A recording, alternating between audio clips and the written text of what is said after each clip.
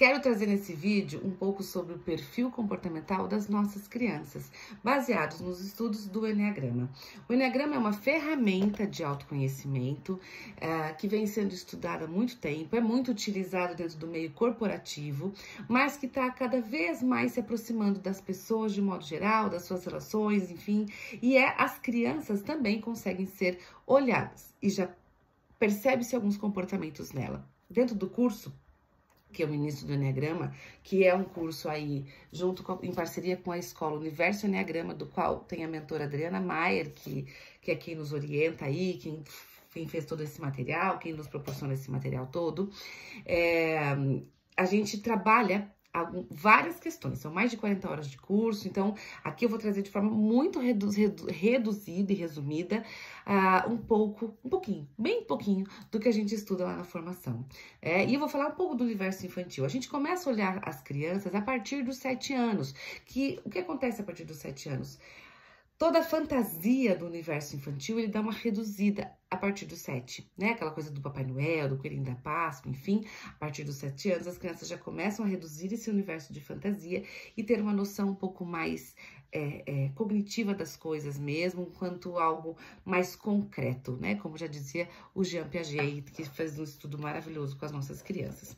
E quando a gente fala de perfil de personalidade, dentro desse movimento dessa mandala, a gente tem 9 perfis clássicos que não são tão simples assim, porque eles super fazem divisões, eles têm influência dos números do lado, ele tem influência das flechas, então é muito mais complexo do que algo muito simples aqui, mas eu quero trazer de forma resumida um pouquinho de cada um.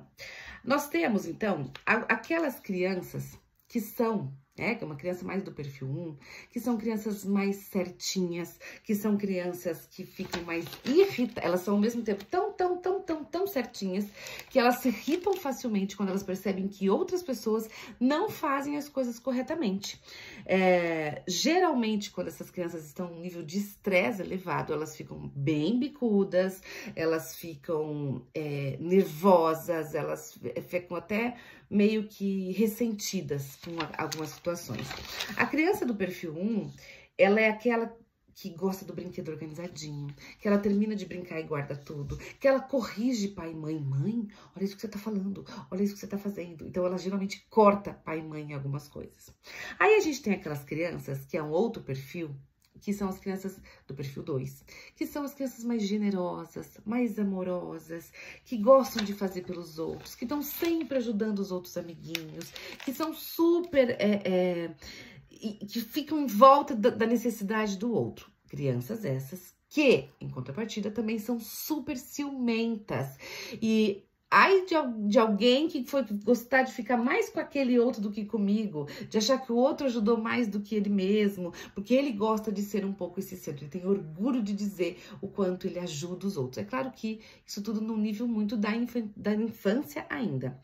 Essa criança, quando ela fica muito brava, ela fica agressiva, mas não é uma agressiva de força, é até com uma certa vitimização, é uma agressividade diferente, uma ironia, uma vitimização e assim por diante. Aí a gente tem aquelas crianças, que é o perfil 3, que são mais competitivas, que eu costumo até dizer que elas são até meio que ator mirim.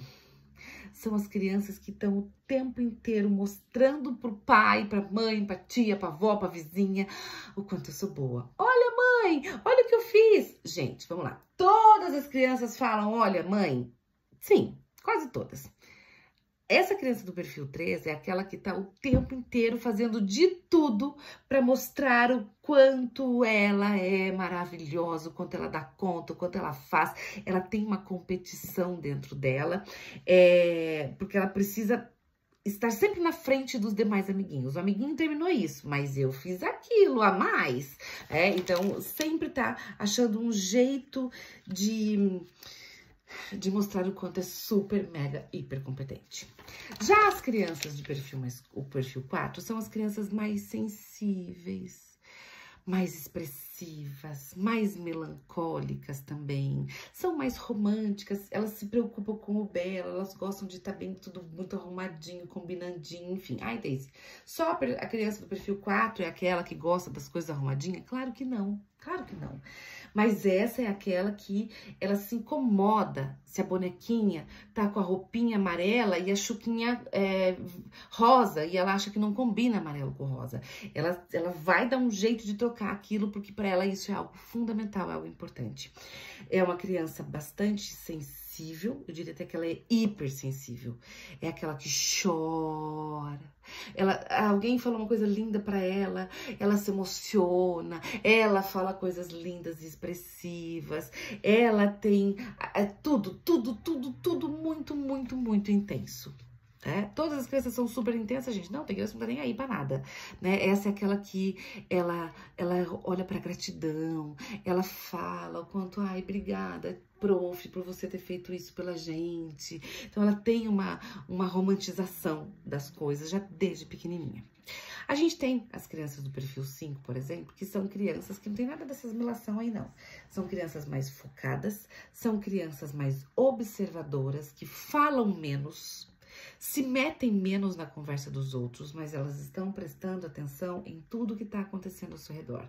São crianças mais caladas, são aquelas crianças que ficam lá no seu mundinho, que não gostam de muita gritaria, rolo, confusão, gente com... Não, me deixa aqui só eu e o amiguinho X, ou eu sozinha e tá tudo bem.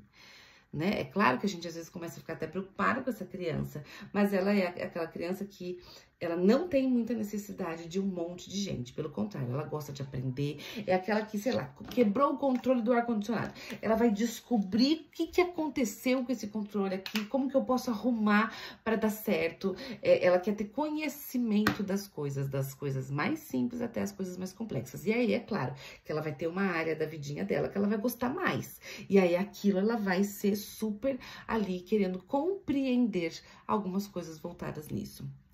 A criança número 6, a criança do perfil 6, ela é muito mais questionadora e medrosa. Questionadora de estar o tempo inteiro perguntando, eu posso, mãe? Tá certo isso? Pode fazer tal coisa? Ela precisa do aval de todo mundo, ela precisa da compreensão de tudo que está acontecendo, ela precisa da segurança.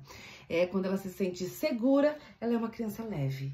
Se ela se sente insegura diante de alguma situação, é uma criança que ela está em alerta. Ai, meu Deus, é uma criança medrosa, é uma criança que chora fácil, é uma criança que está sempre perguntando sobre as coisas para ter segurança. Se ela tem segurança, ela fica tranquila. Se não tem segurança, ela está o tempo inteiro pisando em ovos e num nível de ansiedade muito acelerado. Já temos a criança número 7, perfil 7, que é uma criança mais positiva, não mostra os seus medos, é uma criança mais gulosa. O gulosa é gulosa às vezes de comida mesmo, tá? De comer muito rápido, e às vezes é o gulosa daquilo que é bom. Então, é aquela criança que tá brincando, ela brinca, que ela esquece de fazer xixi, ela esquece de fazer outra coisa, ela esquece das responsabilidades dela. É uma criança que não segue muitas regras, ela é uma criança que ela vai fazer aquilo que ela tá a fim de fazer. O prazer dela é em primeiro lugar. Por último, as regras. Por último, ela faz outras coisas. Então, é aquela criança que tá o tempo inteiro, assim, a mãe tem que ficar mandando 1 milhão de vezes. Vai escovar o dente, já vou, vai escovar o dente, já vou. Mas eu já vou, porque agora eu tô super intertido em outra coisa. E ela não é uma boa seguidora de regras, diferente de outros perfis, como o 1, por exemplo, que é um bom seguidor de regras. O perfil 6 é um bom seguidor de regras. É um bom seguidor de regras, por quê? Porque as regras me trazem segurança, me trazem calma. Esse perfil 7... não é uma criança que faz esse movimento.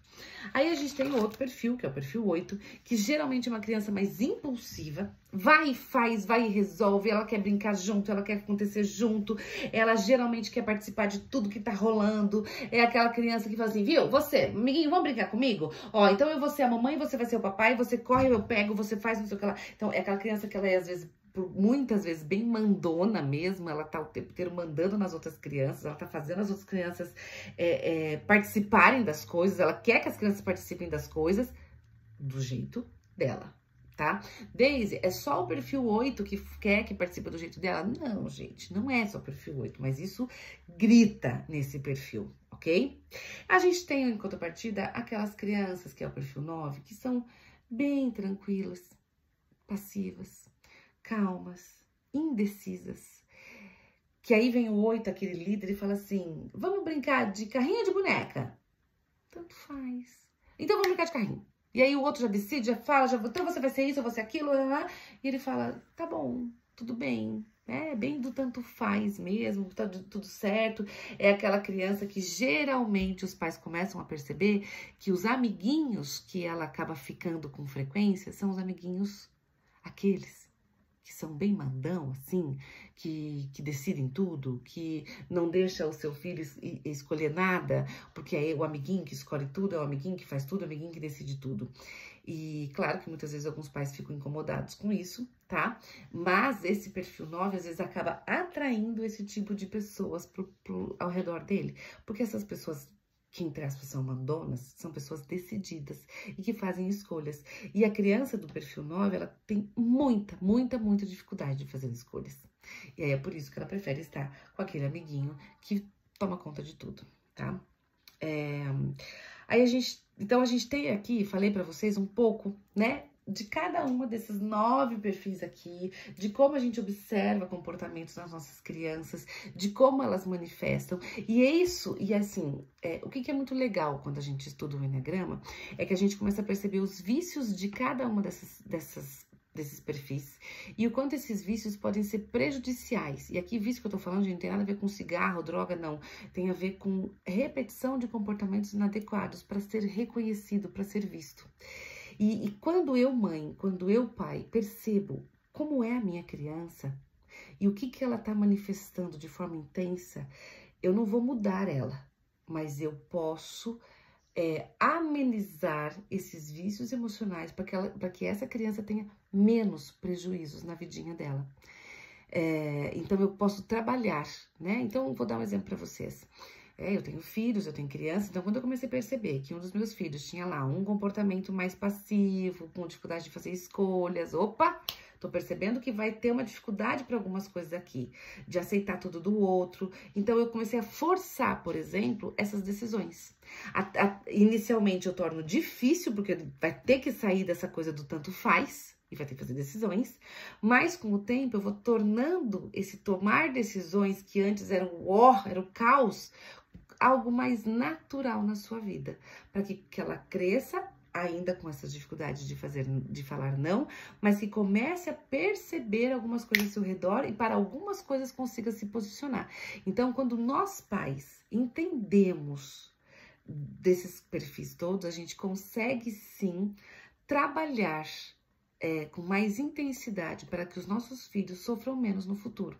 Por isso que eu falo que o Enneagrama é um estudo que na minha vida foi muito interessante. É uma ferramenta, ele é uma ferramenta de autoconhecimento que, como tem várias outras ferramentas, tá, gente? Como a gente fala dos temperamentos, a gente tem a escala de comportamentos, a gente tem alguns estudos com animais, enfim. O Enneagrama é uma dessas ferramentas. Eu costumo dizer que ele é uma ferramenta com mais profundidade, né? Os temperamentos são incríveis, mas eles não têm tanta profundidade. E no Enneagrama a gente consegue estudar muito mais, com profundidade, e entender esses padrões de comportamento. E aí eu, adulto, começo a entender o meu e começo a modificar algumas coisas que são ruins em mim e começo a elevar coisas boas em mim. E da mesma maneira que se eu tenho filhos, relacionamentos ao meu redor, eu posso ir trabalhando, né, quando a gente fala de crianças, um pouquinho mais do perfil das nossas crianças, para que elas sofram menos no decorrer das suas vidas aí, por aquelas dores que muitas vezes se repetem.